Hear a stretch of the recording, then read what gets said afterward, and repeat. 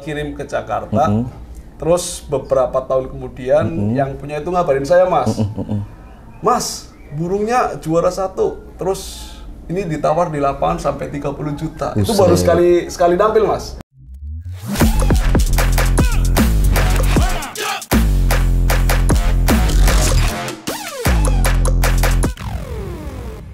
Assalamualaikum warahmatullahi wabarakatuh. Selamat datang di The Fasya Bit Farm ya. Konten kali ini saya masih mereview peternakan murai batu yang ada di Kota Tegal dan Kabupaten Tegal, khususnya di Slawi. Dan saya sekarang berada di peternakan murai batu M2F. Langsung saja Mas, dengan siapa Mas? Saya Ishak Maulana. Dengan Mas Ishak. Mas Ishak ini selaku pemilik dari M2F ya? Kebetulan saya yang rawat saja. Oh, yang rawat saja. Kipernya ya? Ya, kipernya. Oke, langsung saja kita bincang santai review tentang peternakan murai batu di M2F ya. Oh ya Mas, ini saya mau tanya nih, M2F itu artinya apa Mas? Kebetulan ini peternakan milik kakak saya. Kakaknya, dia sedang bekerja di luar kota. Oh iya. M2F itu nama anaknya sebenarnya. Oh, nama anak. Oh iya. Dijadikan jadi untuk nama brandingan ya. Brandingan burungnya. Brandingan burung murai batu. Berarti M2F Bit Farm ya seperti itu. Iya. Oke. Dan M2F ini sudah berapa lama Mas mulai peternakan murai batunya Mas? Saya kurang lebih dari 2015 Mas sudah mulai peternak burung murai batu. Berarti sekitar kurang lebih 7 tahun ya? 7 tahun. 7 tahun, luar biasa ya. Dari awal mulai beternak murai batu. Nah, mulai dari peternakan murai batu itu berapa pasang Mas pertama? Pertama ada satu pasang. Malah waktu pertama saya nyoba Kalimantan itu, Borneo. Oh iya. Borneo saya silangkan sama Sumatera. Cuman memang di situ saya ilmu belum ada banyak. belum mumpuni lah. Iya. Misal seperti kandang itu kan harus rapat dari predator tuh ya. Tikus itu harus seperti itu. Saya itu belum tahu. Ternyata lubang kecil aja udah bisa masuk tikus. Berpengaruh sekali. Iya, gagal lagi. Itu gagalnya dimakan atau? Iya. Oh. Sebenarnya dimakan. Jantan sama dua-duanya itu? Udah, itu berarti telurnya Mas. Oh, telurnya aja. Dimakan. Anaknya dimakan di bawah tikus. Itu kegagalan pertamanya Mas ya. Dan sekarang sudah 2022 ini, selama 2015 ke 2022 itu udah berapa pasangan Mas yang anakan maksudnya yang udah dihasilkan? Sementara ini ada 4, tapi kita planning 5 kandang lah, ada 5 kandang lah, ada 4 kandang, nanti ke depan bisa nambah lagi, Iya. Nah, itu rata-rata di sini kan ada nih Mas, ada peternakan spesialis misalkan nih, ada mutasi, ada ekor panjang ataupun dengan sistem poligami. Yang diunggulkan di peternakan M2F itu seperti apa Mas? Kalau di M2F kita mengutamakan faktor gantangan Mas. Oh, jadi juara. Iya, terahnya terah buat gantangan. Seperti itu. Berarti yang diambil untuk pejantannya itu murai batu prestasi ya Mas ya? Prestasi ataupun ekspektasi. Iya, betul sekali. Disilangkan dengan betina, atau betinanya juga ada betina fighter atau biasanya? Kita betina ngambil dari terah Mas. Sekarang kan di media banyak tuh yang peternak-peternak yang unggul itu. Kita ambil dari situ. Jadi tidak sembarangan kita ambil betina. Kita ambilnya terah yang bagus. Iya. Jadi untuk keturunannya itu juga bagus. Iya. Itu. Berarti Mas sudah kerjasama dengan peternak-peternak lainnya ya? Yang dalam arti ini ada terah betina bagus dan Masnya ditaruh di sini untuk dipasangkan dengan jantannya ya Mas? Iya, seperti itu. Luar biasa. Berarti di sini yang spesialis adalah murai batu prestasi ya? Murai prestasi ya. Ini kan khusus murai batu prestasi ya Mas. Pasti dong ini ada beberapa anakan yang sudah ikutin generasi dari bapaknya. Ada nggak Mas? Ada. Anakan yang sudah mungkin banyak lah nyabat seperti bungkus kacang istilah seperti itu Mas lah. Udah banyak belum Mas? Alhamdulillah kita dulu pernah kirim ke Jakarta. Terus beberapa tahun kemudian yang punya itu ngabarin saya Mas. Mas, burungnya juara 1. Terus ini ditawar di lapangan sampai 30 juta. Itu baru sekali nampil Mas. Jadi sekali nampil, kebetulan hoki ada juara 1, turun dari gantangan langsung ditawar. Orang. Iya, ditawar. Itu anakan dari sini ya? Iya. Nah, ini ring apa Mas? Ring apa nih Mas di sini? Kita ringnya rim M2F. Sama ya, sama dengan peternakannya M2F seperti itu ya. Betul. Nah, ini kan sudah menghasilkan dari murai batu juara ya, termasuk tadi prestasi. Ceritakan Mas, atau bongkarlah sedikit tips untuk cara beternak murai batu supaya apa namanya ngikutin bapaknya indukannya biar juara lah seperti itu. Anakan trotolannya Mas. Iya. Yang pertama kita cari kualitas indukan dulu Mas. Yap. Yang pasti itu indukan jantan. Mas, saya sambil ngerokok ya Mas ya. Silakan. Monggo. Kita cari indukan jantan yang kualitas, kalau bisa ya yang sudah ada namanya di lapangan. Tapi tidak menutup kemungkinan Mas, burung-burung yang tidak ada nama di gantangan, dijodohin, anaknya juga bisa juara, bisa juga. Kalau saya lebih ke karakter burung. Misal kita punya tuh pejantan. Iya. Kita sudah tahu nih terahnya bagus. Cuma di lapangan kadang bandel kan ada Mas. Emosi. Ya, kadang ya overbid ya apalah. Tapi kita udah tahu nih ini burung bagus nih. Kita bisa carikan betina yang lebih bagus lagi.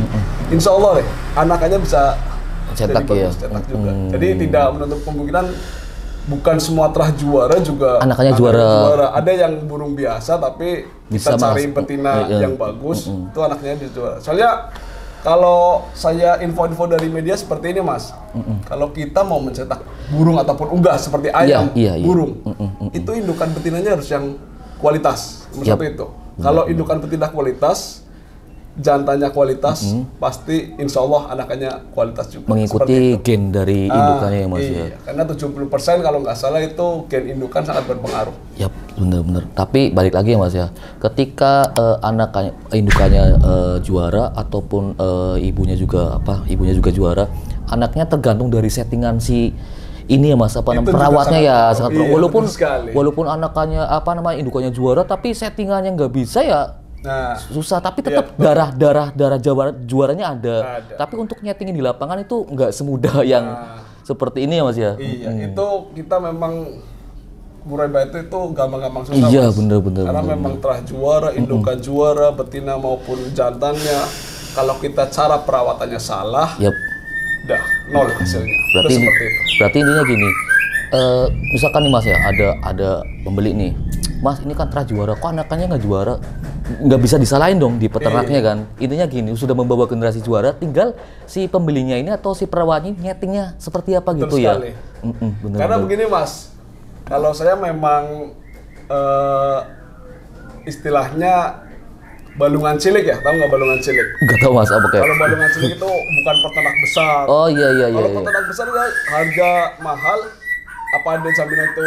Iya, bener. Kan nggak ada. Iya. Murai batu itu seperti itu Mas. Tidak ada jaminan beli misal trotol 17 juta, 20 juta. Nggak ada jaminan untuk ini bakal juara, nggak ada. Karena itu seperti itu. terahnya terah juara, ini saya jamin trotolnya bakal juara. Tidak ada jaminan seperti itu. Balik lagi, tinggal perawatnya ini cara men-settingnya seperti itu ya. Betul sekali. Iya. Dan sudah ini kan dari mulai 2015 sampai 2022 ini ya sudah menghasilkan berapa trotolan Mas?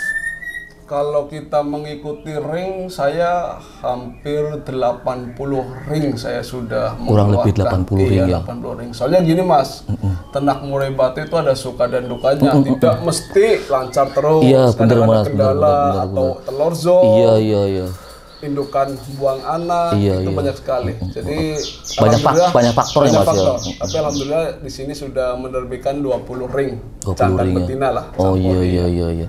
Ya ini kan 80 ring ya. Ini kan balik lagi ke faktornya Mas. Ini tips sama triknya Mas. Ini kan faktor apa ya Mas yang berpengaruh dari telurnya zong ataupun anakannya mati Mas? Faktor seperti apa Mas? Yang pertama kita bisa cuaca Mas. Cuaca yang pertama ya. Misal cuaca panas, nanti dingin, panas dingin itu bisa buat telur zong. Yang kedua itu kadang faktor F, ya betul sekali, pakan. Pakannya kurang, misal hanya jangkrik-jangkrik saja, itu juga bisa buat telur zong. Karena malnutrisi itu perlu ya Mas ya. Karena terlalu over jangkrik juga nggak bagus ya Mas. Menimbun lemak seperti itu ya, biasanya susah untuk kawin ya. Dan ini kan banyak nih Mas di luar sana nih Mas, ada yang perbincangan tentang cacing ya Mas. Ada yang bilang cacing itu buat menaikkan birahi, ada yang menurunkan. Menurut Mas sendiri untuk khusus peternakan ini cacing itu seperti apa Mas difungsikan untuk di peternakan? Kalau peternakan fungsinya dia protein tinggi. Protein tinggi. Setahu saya cacing itu lebih tinggi daripada kroto. Iya, iya. Kalau saya cacing tidak setiap hari, tapi Iya, benar. pasti saya berikan untuk tambahan protein yang tinggi itu. Seminggu berapa kali Mas untuk pemberian Paling cacing? ya 2 kali lah. Seminggu 2 kali ya. Iya. Itu secukupnya Mas ya. Cukupnya saja. Untuk menambah protein, mungkin sebagai ganti kroto ya Mas ya. Iya. Jika kroto lagi susah, pakainya cacing seperti itu. Nah ini kan untuk indukannya Mas ataupun jantan dan betina. Oh, nah untuk perawatan trotolan Mas, seperti apa Mas? Misalkan ada pakan khusus kah atau seperti apa? Untuk khusus trotolan murai batunya Mas? Kalau saya selama ini menggunakan pur lolohan Mas, yang tinggal dikasih air panas. Dia mengembang, nanti ditiriskan, kasih pakan ke.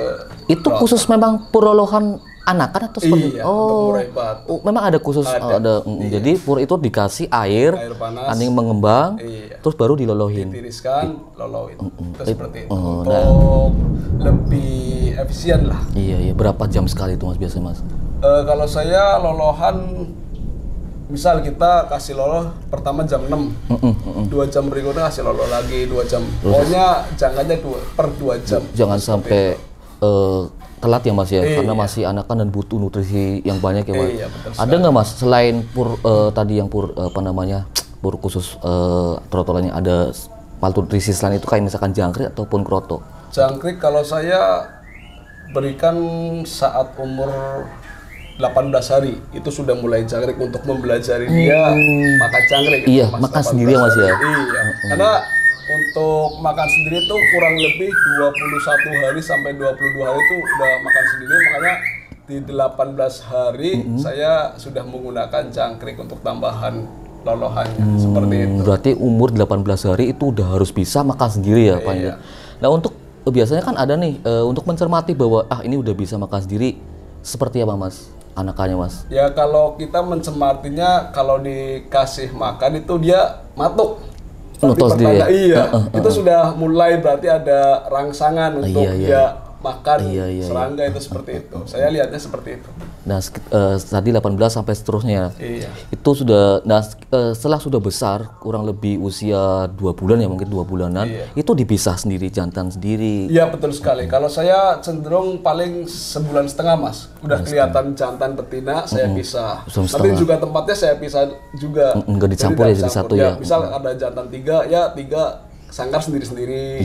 Tempatnya dibedakan. Untuk betina dibedakan lagi, itu seperti itu. Biasanya udah ada yang inden belum Mas ketika nih udah dicupin lah seperti itu? Iya, kalau zaman sekarang kan banyak kita menggunakan media seperti Facebook, Instagram, itu biasanya juga kalau orang sudah lihat track recordnya indukan, biasanya tuh memang ada yang pesan Mas, inden Mas, nanti kalau saya prinsipnya umur 2 bulan, nanti 2 bulan baru diambil, itu seperti itu. Iya, bukan dari sarang ya, tapi dari 2 bulan baru bisa diambil. Nah ini ring M2F ini kan sudah mungkin sudah terkenal di lebaran sini Mas ya. Itu tadi ada salah satunya Terah Juara juga kan. Nah sekarang saya bicara untuk harga trotolan berapa Mas per jantan dan betinanya?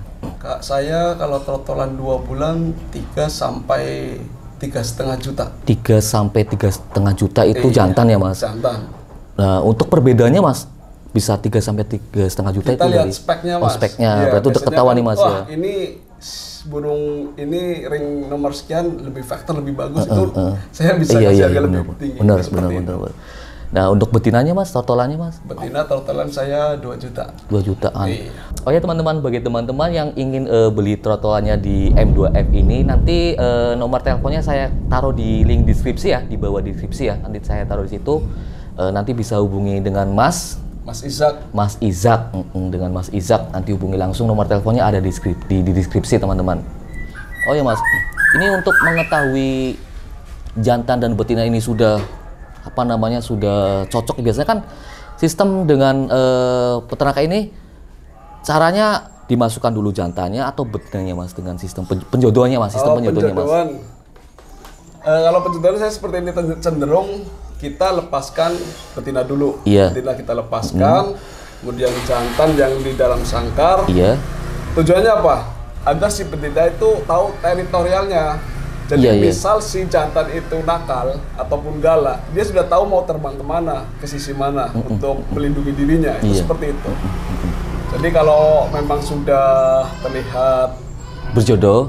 itu kan biasanya tidurnya mendekati, berdekatan. Atau itu kita bisa mulai kita lepas untuk jantannya. Biasanya ada siul-siulan khusus ya, Iya, leper ya, kayak gitu ya. Seperti itu.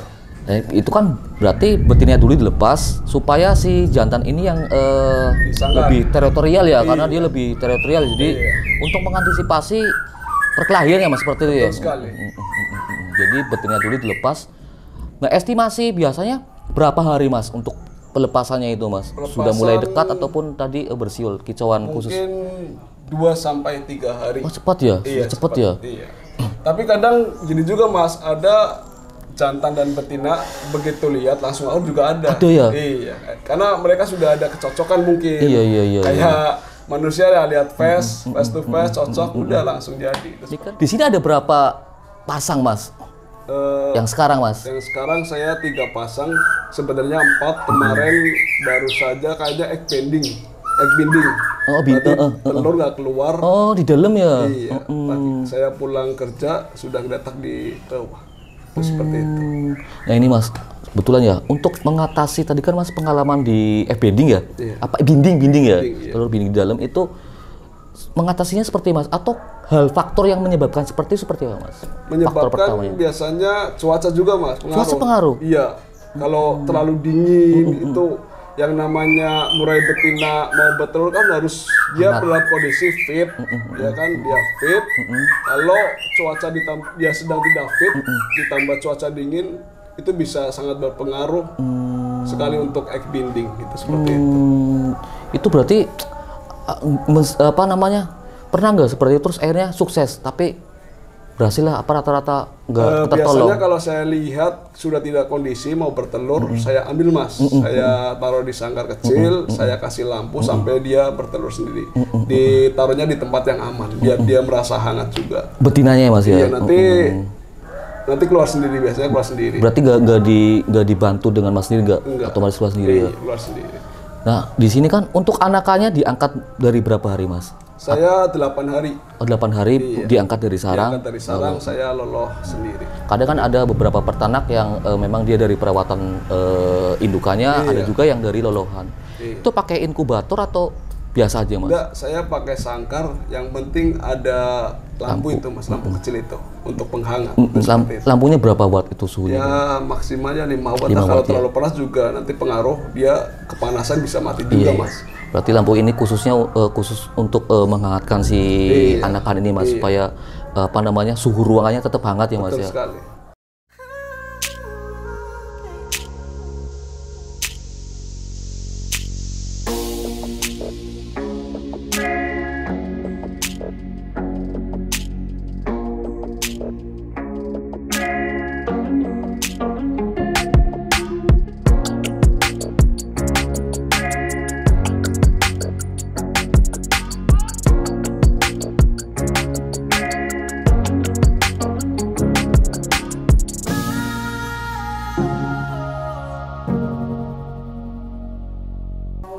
Terima kasih sudah menonton video dari Devasia Beet Farm. Jangan lupa untuk diklik tombol subscribe dan nyalakan lonceng notifikasinya agar kalian tahu video-video terbaru dari Devasia Beet Farm. Terima kasih guys. Wassalamualaikum warahmatullahi wabarakatuh. Salam satu hobi.